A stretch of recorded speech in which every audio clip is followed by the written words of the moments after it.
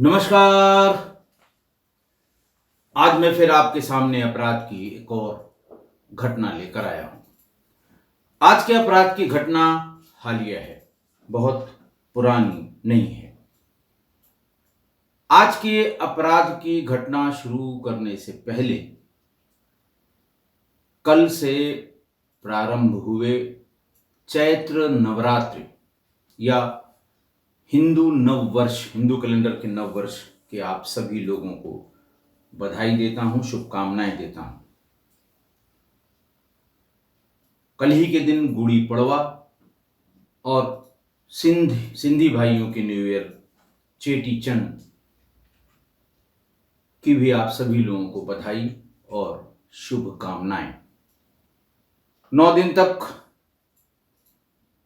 इस पर्व में मातृ पूजन, देवी पूजन और शक्ति पूजन के कार्य अलग अलग स्थानों में अलग अलग तरीके से किए जाते हैं। चूंकि नया साल, नया संवत्सर शुरू हो रहा है, इसके 9 दिनों का 2 नवरात्रि होते हैं, एक चैत्र और दूसरे शारदीय। शारदीय नवरात्र समाप्त होता है दशहरे के दिन, दशहरे के एक दिन पहले, और ये नवरात्र खत्म होगा राम नवमी के दिन। तो एक बार फिर से इन सभी त्योहारों की शुभकामनाएं आप किस्सा गोई परिवार के सभी सदस्यों को। आज जो वाकया मैं बताने जा रहा हूं वो दिल्ली से है। उत्तरी पूर्वी दिल्ली में दयालपुर इलाके से 30 जनवरी 2023 को कंट्रोल रूम में एक सूचना आई कि दयालपुर इलाके के ही एक बस्ती में एक 89 या 90 साल की महिला का कत्ल हो गया है। वो घर में अकेली रहती थी। घर में उनका शव, हाथ पैर बंधे हुए, मुंह में कपड़ा ठूसा हुआ और गले पर दबाव के निशान दिख रहे हैं। इसके साथ ही साथ पूरे घर का सामान अस्त व्यस्त है। पुलिस तुरंत पहुंची, डॉग स्क्वाड लेके पहुंची, फॉरेंसिक्स की टीम लेके पहुंची। बताया गया कि ये इनके और कोई जानने वाले हों, उनको बुलाया जाए। पड़ोसी ने बताया कि इनके पति की पहले मृत्यु हो गई है। इनके 3 बच्चे हैं, 3 बेटे हैं, और वो तीनों दिल्ली और फरीदाबाद के अलग अलग स्थानों में नौकरी करते हैं और वहीं उन्होंने अपने घर बसा लिए हैं, या तो किराए के मकान में रहते हैं पत्नी और बच्चों के साथ। मां अकेले इस मकान में इसलिए रहती है कि उसके पति की यादें इस मकान से जुड़ी हुई थी। बहरहाल पुलिस ने अपनी तफ्तीश शुरू की, पंचनामा किया, पोस्टमार्टम के लिए बॉडी को भिजवा दिया। पुलिस क्लूलेस थी। जो भी थोड़े फिंगरप्रिंट और फुट प्रिंट्स ये सब जो मिले उनको इकट्ठा किया और क्रिमिनल्स के पुराने डाटा जो उनके पास थे उनसे मैच कराने की कोशिश की। फिर कंसंट्रेट किया सीसीटीवी फुटेज पर। उस गली में उनके घर तक आने और उनके घर से जाने वाले जितने रास्ते संभव थे, इन सब पर पुलिस ने जितने भी सीसीटीवी थे उनके फुटेज इकट्ठा किए।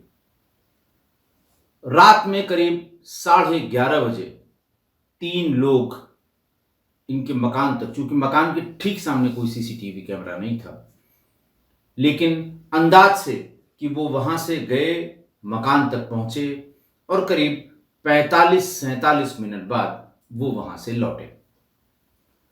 पुलिस ने इस फुटेज को चेज किया कि आगे ये किन किन सीसीटीवी कैमरों में कैद हुए हैं।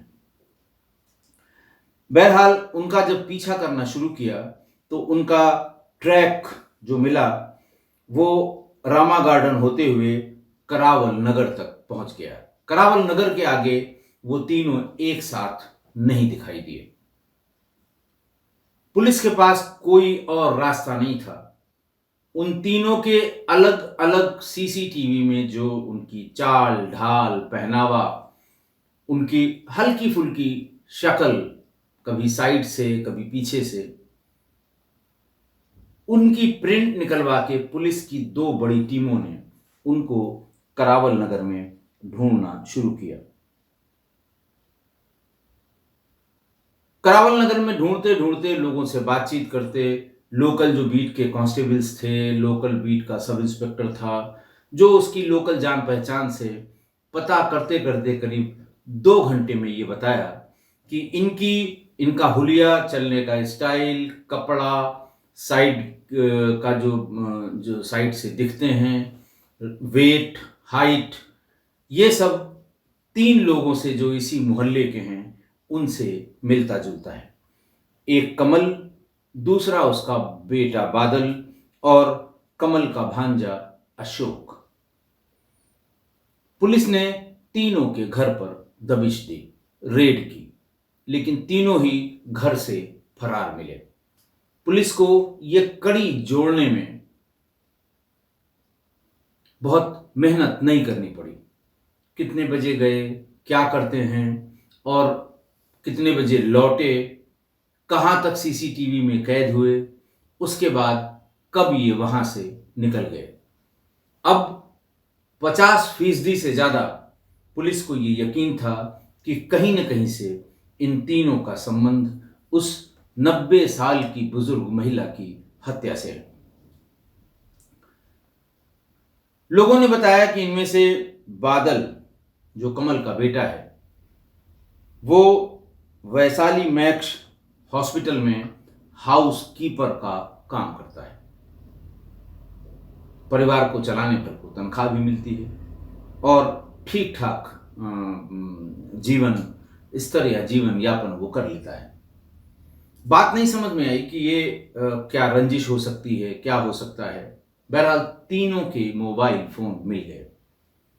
घटना वाले दिन यानी 29 जनवरी 2023 को बादल की भी एब्सेंस वैशाली मैक्स हॉस्पिटल में लगी थी और कंफर्म हो गया कि ये उस दिन हॉस्पिटल नहीं गया था। रात की शिफ्ट थी, रात की ही वारदात थी। तीनों एक साथ करावल नगर गए और रात में ये बादल अपनी ड्यूटी पर नहीं गया था। बहरहाल इनकी सीडीआर और पड़ताल शुरू की गई। सीडीआर से इनकी लोकेशन, जो ताजा लोकेशन मिली, वो दयालपुर के आसपास ही कहीं पर मिली, घटना के आसपास, उन तीनों की घटना वाले दिन। सीडीआर आने के बाद और क्राइम ब्रांच की इस रिपोर्ट के बाद इन तीनों की लोकेशन घटना वाले दिन वहीं दयालपुर जहां घटना हुई थी, वहीं पर इन लोगों ने शायद घर में घुसने से थोड़ा पहले स्विच ऑफ कर लिया था। अब कोई कसर नहीं रह गई ये समझने में कि घटना से इन तीनों का जरूर कोई न कोई रिश्ता है, क्योंकि दयालपुर जाने का कोई मतलब नहीं बनता, न कोई रिश्तेदारी, न कोई नातेदारी। फिर पुलिस ने यह भी बताया कि कुछ दिन पहले इनकी परमानेंट लोकेशन वहीं दयालपुर के उसी मकान के आसपास के टावर पर आ रही है। पुलिस ने बच्चों से पूछताछ की, पड़ताल की, तो पता लगा हाँ, हमारे घर में सफाई और पुताई माताजी ने कराई थी। तो अब ये कड़ियां धीरे धीरे जुड़कर एक सीधी लाइन बन गई। 3 लोग जो पुताई का, सफाई का काम करते हैं, 3 लोग जो आपस में रिश्तेदार हैं, बाप, बेटे और भांजा, 3 लोग जो करावल नगर से मौके तक आए घटना वाले दिन और वापस करावल नगर पहुंच गए। उनमें से बेटा यानी बादल अस्पताल में नौकरी करने वाला, लेकिन उस दिन यानी घटना वाले दिन जबकि उसकी रात की शिफ्ट थी, वो अस्पताल में उसकी अनुपस्थिति लगी हुई है। तो सब चीजें मिलाई और पुलिस को पूरा यकीन हो गया। पुलिस ने उनकी तलाश शुरू कर दी। अशोक यानी भांजा कमल का, वो रहने वाला था अलीगढ़ के झड़ौली गांव का, लेकिन अशोक वहां नहीं मिला। यानी कमल गायब, बादल गायब और अशोक अपने घर से गायब। पुलिस ने नए नंबर जो उन्होंने लिए उसकी तलाश जब करनी शुरू की तो बादल को रमा गार्डन के पास एक दुकान में भीतर से पुलिस ने गिरफ्तार कर लिया। बादल पकड़कर आ गया। बादल से इस घटना के बाबत पूछा गया तो आप समझ सकते हैं कि साधारण तरीके से भाई साहब कह के तो कोई बताने से रहा, या बादल जी कह के कोई बताने से रहा,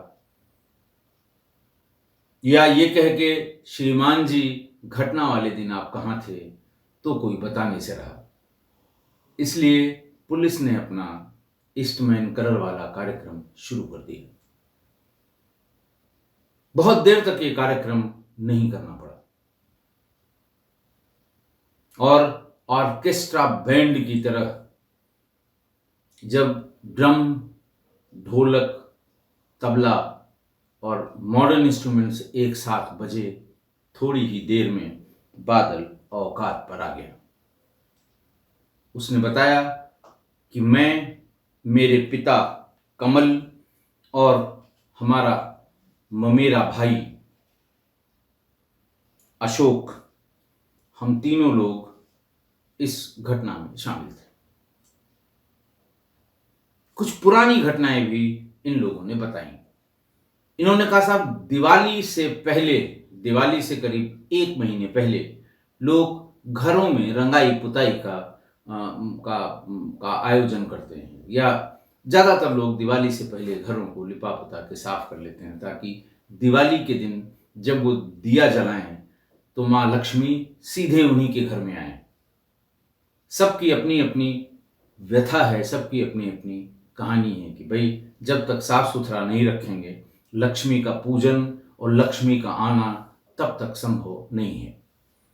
लिहाजा बड़ी संख्या में जो पुताई रंगाई करने वालों की जो भीड़ होती है वो सवेरे 6-7 बजे ही इनके जो लेबर चौराहे अलग अलग इलाके के बने होते हैं वहां इकट्ठा हो जाती है। लेकिन ये तीनों यानी कमल, बादल और अशोक,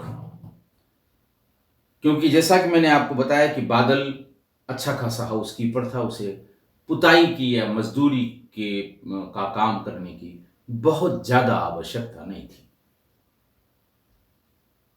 ये तीनों मान लिया 10 दिन में 6 मकान पे या 4 मकान पे उन्हें जाना हो, या 20 दिन में 8 मकान पे जाना हो, तो ये उस मकान में सपोज करिए कोई ले गया कि साहब हमारे यहाँ पुताई करनी है, गए, जब वो चार्जेस तय करने लगे तो देखा इसके घर में 8 आदमी हैं, वो मना कर देंगे साहब हम इतने पैसे में नहीं कर पाएंगे, लौट आएंगे। अगर उस समय भी कोई मिल गया कि भैया पुताई करानी है तो उसके यहाँ भी जाके वो कोशिश करेंगे कि घर में अकेले या तो बुजुर्ग दंपति हो, या अकेला बुजुर्ग आदमी हो, या अकेला बुजुर्ग महिला हो। फिर होली से पहले भी कुछ लोग, चूंकि होली में लोग होली मिलने आते हैं, दोस्त यार रिश्तेदार लड़के बच्चे, होली और दिवाली में लोग अपने घर पर ये आयोजन करना पसंद करते हैं, खासकर वो लोग जो बाहर रहते हैं। दिवाली जैसी भीड़ तो लेबर चौराहे पे नहीं होती, लेकिन फिर भी होली से पहले भी लिपाई पुताई वाले ये गैंग एक्टिव होता है। तो कुछ दिन पहले कमल अपने भांजे अशोक के साथ इस बुजुर्ग शांति देवी के घर पुताई करने गया था। दिवाली निकल चुकी थी, होली के पहले की पुताई या दिवाली में नहीं करा पाई, तो उन्होंने कहा कि अब होली से पहले करा लेंगे, तो उनके घर पुताई करने गया। 4 दिन तक कमल, बादल और अशोक उसके घर पर पुताई का काम करते रहे और इस बीच में उन्होंने घर की अच्छी तरह रेकी कर ली। शांति देवी ने बातचीत में बताया कि उनके 3 लड़के हैं, लेकिन चारों दिन में कोई भी लड़का या उनके परिवार का कोई भी आदमी घर पे नहीं मिला और घर की हालात से ये लग रहा था कि पुराने लोग हैं, इनके पास बड़ी मात्रा में गहने और पैसे की उम्मीद है और अगर रखा हुआ न मिला तो ये शांति देवी जितना गहना पहने हैं उससे भी हम लोगों का काम चल जाएगा। मोटी चेन, कान का सोने की चूड़ी इत्यादि इत्यादि। उसके बाद इन लोगों ने रेकी करनी शुरू की। पहले 17 जनवरी को कोशिश की, लेकिन 17 जनवरी को वहां जिस गली से मुड़ के उनके घर तक पहुंचना था वहां दिल्ली पुलिस की पेट्रोल वाहन जो उसका होता है पीसीआर वाहन वो खड़ा हुआ था। 1-2 चक्कर वहां लगाया और फिर उसे लगा कि अब ये पकड़ के टोक देंगे पुलिस वाले, इसलिए वो डर के भाग गए। 22 तारीख को वो थोड़ा देर करके आए, लेकिन 22 को भी वहां पर पुलिस की चहलकदमी उन्हें दिखाई पड़ी। नॉर्मल चहलकदमी थी, मोहल्ले की गश्त जो होती है वो हुआ करती थी। फिर वो 29 को थोड़ा पहले पहुंच गए और 29 को बुजुर्ग के घर के पास ही जागरण हो रहा था।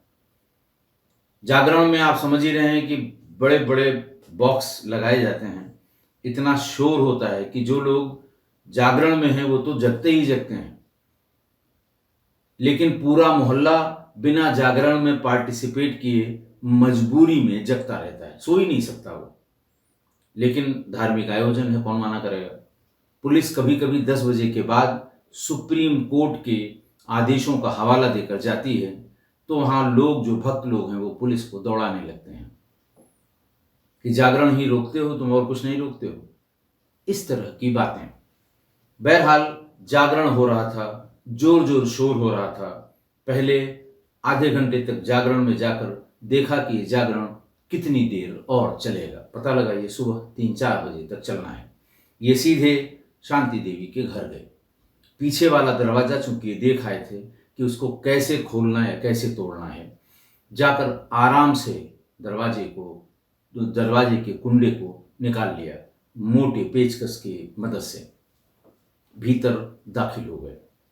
भीतर पहुंचकर उन्होंने एक एक करके सामान, अब चूंकि इतना शोर हो रहा था तो महिला के उठने का या जो आहट होती है सामान को निकालने, दरवाजा खोलने, अलमारी खोलने, संदूक खोलने, बॉक्स खोलने में, वो आहट भी महिला को नहीं लगी। बुजुर्ग महिला थी, 90 साल उम्र थी, सो रही थी। लेकिन इसी बीच में कुछ सामान गिरने से महिला की आंख खुल गई। महिला की आंख जैसे ही खुली, लाइट ऑन करके इन लोगों ने यह काम किया था। महिला ने 3 अनजाने और बाहरी लोगों को देखा, चिल्लाने की कोशिश की। महिला को तुरंत जमीन पर गिरा दिया, मुंह में कपड़ा ठूंस दिया, हाथ पीछे करके बांध दिए और पैरों को बांध दिया। फिर भी वो चिल्लाने की कोशिश करने में हिलती डुलती रही। सिर पर भारी पत्थर, भारी ईंट से मारकर उसको बेहोश कर दिया। बाद में तो खैर उसकी डेथ ही हो गई थी। पुलिस ने वहां पर जितने फिंगरप्रिंट मिले थे उनसे इसके फिंगरप्रिंट के सैंपल लेकर और एफएसएल को भेज दिया इसकी जानकारी के लिए। अभी तक पुलिस को, यानी उसके बाद फिर उत्तर पूर्वी दिल्ली जिला पुलिस के उपायुक्त संजय कुमार सेन ने प्रेस कॉन्फ्रेंस करके और 7 फरवरी को लोगों के सामने उन्हें प्रस्तुत किया। अशोक इसमें से अभी भी नहीं मिला है, पुलिस उसकी तलाश कर रही है और इन लोगों ने जो सामान वहाँ से लूटी गई रकम थी, उनमें से सोने चांदी के तमाम जेवरात और लूटी गई रकम में से कुछ 8-10 हज़ार रुपये इनके पास से बरामद हो गए। पुलिस ने तीनों को गिरफ्तार किया और 7 फरवरी को तीनों को जेल भेज दिया। आज की घटना देखिए, आज की घटना में घर में पुताई करने वालों ने रेकी करके सोने चांदी और पैसों की लालच में एक बुजुर्ग महिला की हत्या कर दी। 90 साल की बुजुर्ग न भाग सकती थी, न दम लगा के चिल्ला सकती थी, न उनका विरोध कर सकती थी, लेकिन फिर भी हत्या कर दी। जो प्राइमा फेसी मुझे समझ में आता है कि बिजली की रोशनी में जब उसने देखा, अगर उसे जिंदा छोड़ देते तो वो पुलिस को ये जरूर बताती कि यही लोग हमारे यहाँ पुताई करने आए थे। फिर जैसे वो यहाँ आए थे उनसे ढूंढा जाता, पता लगाया जाता और तरह तरह, तो उन्हें ये डर समा गया कि इसने देख लिया है, लिहाजा इसको मार ही देना उचित है। अब देखिए कि उस बुजुर्ग महिला का, शांति देवी का एकाकीपन और 3 बेटों के रहते हुए भी अकेले रहने को वो अभिशप्त थी। इस बुजुर्ग को जब बच्चों के सहारे की जरूरत थी, वो सहारा उसे नहीं मिला और उसकी बेरहमी से हत्या हो गई। जिंदगी के अंतिम सोपान पर यह महिला 90 साल की थी, 4 साल 6 साल, सब कुछ कुशल मंगल रहता तो 100 साल तक, यानी 10 साल और जी सकती थी, जीवन को देख सकती थी।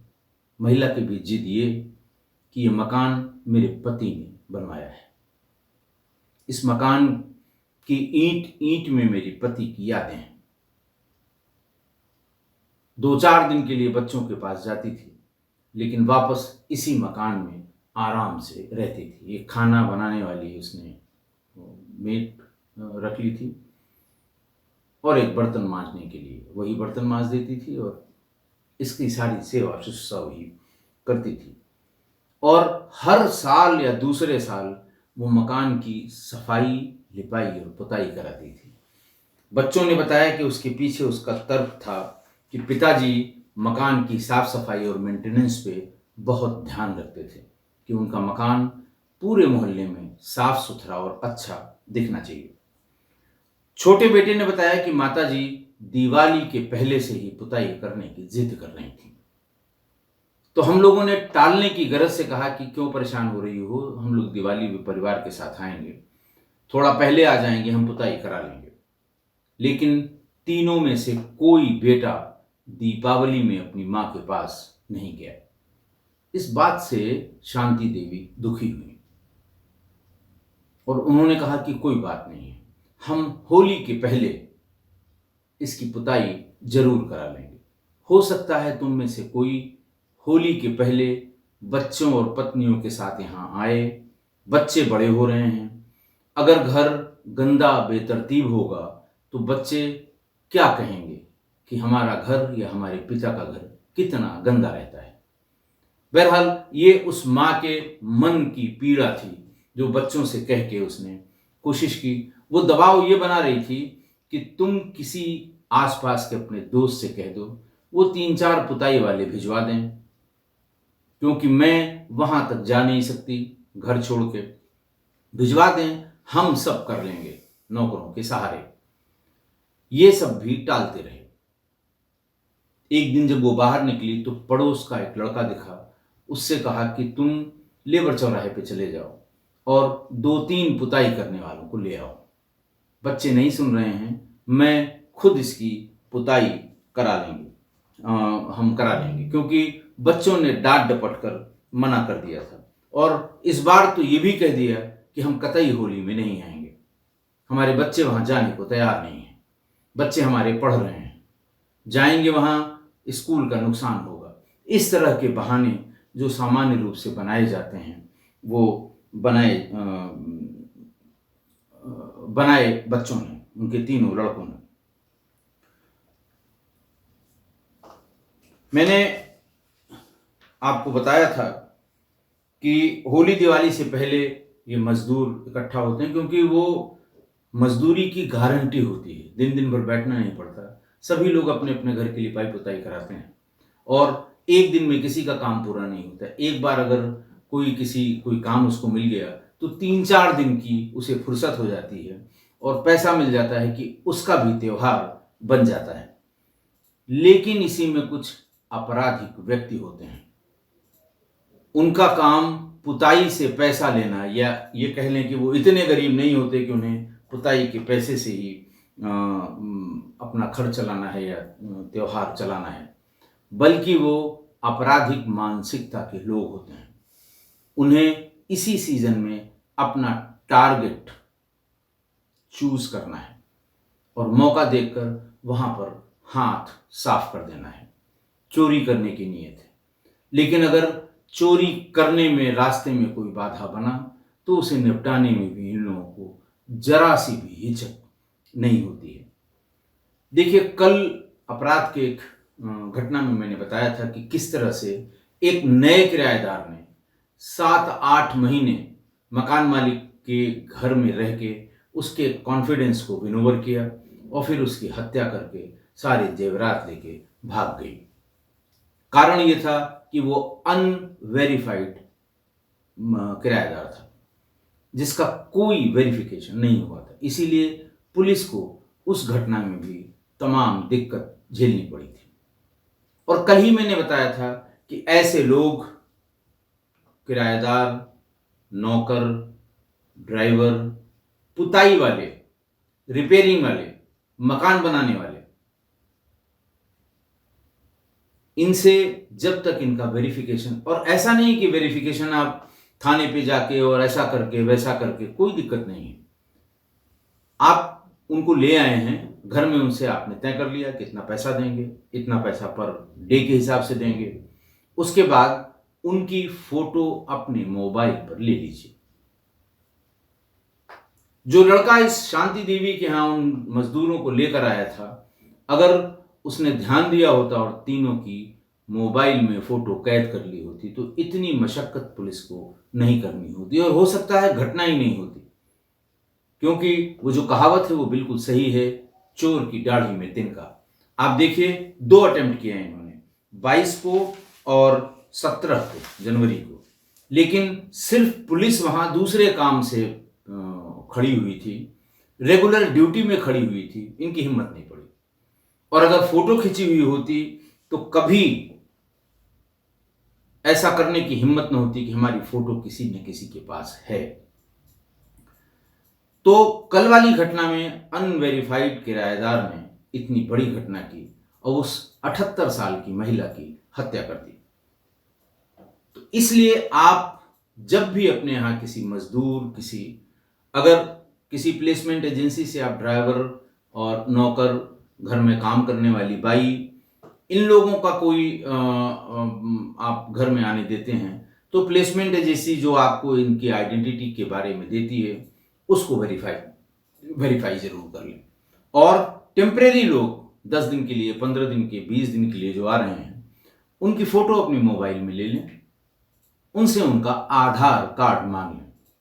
मजदूर भी बिना आधार कार्ड के आज की तारीख में नहीं चलता, क्योंकि उसको हर जगह आधार दिखाना होता है। रेलवे के रिजर्वेशन में कहीं भी जाएगा उसे आधार कार्ड, आप आधार मांगेंगे जरूर देगा। आधार की फोटो मोबाइल में ले लीजिए, अपने किसी स्वजन को व्हाट्सएप पे उसे भेज दीजिए। आप यकीन मानिए इस तरह की घटनाएं कतई नहीं होंगी उनके साथ। और आज की घटना में मैं बच्चों से अपील करना चाहता हूं, खासकर किस्सा कोई परिवार में जो यंगस्टर्स हैं, जो बच्चे हैं। आप ये मान के चलें कि बुढ़ापे में कोई कितना भी कहे, लेकिन माँ बाप को बच्चों के सहारे की जरूरत पड़ती है, जिनको उन्होंने सहारा देके बड़ा बना दिया कि वो देश विदेश में रहने लगे, बाल बच्चों को पढ़ाने लगे। उन्हीं के सहारे की जरूरत इस बुढ़ापे में पड़ती है उन्हें। बिल्कुल बच्चों सा स्वभाव हो जाता है बुजुर्गों का, जिद करने का स्वभाव हो जाता है। तो आपको उन्होंने इतना काबिल बनाया और आप उनको ही भूल गए। उन्होंने आने को कहा कि भाई होली पे आइए, नहीं आ पाएंगे, बड़ा काम है। दिवाली पे आइए, नहीं आ पाएंगे। उन्होंने कहा बेटा इसकी वो करानी है, पुताई लिपाई करानी है, क्या करोगे करा के, या क्या करोगे करा के। तो माँ बाप के साथ उनकी जो अपेक्षाएं हैं, चलिए आप नहीं आ सकते, आप कनाडा में बस गए, आप अमेरिका में बस गए, इतना तो कमा ही लेते होंगे कि अपने माँ बाप की सेवा के लिए एक आदमी लगवा दीजिए, अच्छी तरह से वेरीफाई। और आप जहाँ पले बढ़े रहे हैं, जहाँ से निकले हैं, आपके साथ के 50 दोस्त भी होंगे, 4-6 बहुत ही जिगरी दोस्त भी होंगे। आप उनसे संपर्क करके कहेंगे कि माँ बाप के लिए ये करना है, वो खुशी खुशी करेंगे। लेकिन आपने दूरी बना ली। जब उनको सहारे की जरूरत है तब आप उनका फोन भी अटेंड नहीं करते, तब आप उनसे उल्टी सीधी बातें कह देते हैं। बस अपने दिमाग में ये रखिएगा, आपके भी बच्चे हैं। आप जैसा अपने माँ बाप के साथ व्यवहार कर रहे हैं, कल को अगर आपके बच्चे बड़े होकर आपके साथ ही करेंगे, आपको कैसा लगेगा। अगर आप सिर्फ इतनी बात सोचेंगे तो आप जरूर अपने माँ बाप का ख्याल रखेंगे। आप और आपके बच्चे, अगर आप ऐसा कर रहे हैं अपने माँ बाप के साथ, आप यकीन मानिए आपके बच्चे भी ऐसा आपके साथ जरूर करेंगे। आशा है आप मेरी इस बात से सहमत होंगे। आज के लिए इतना ही। बहुत बहुत धन्यवाद।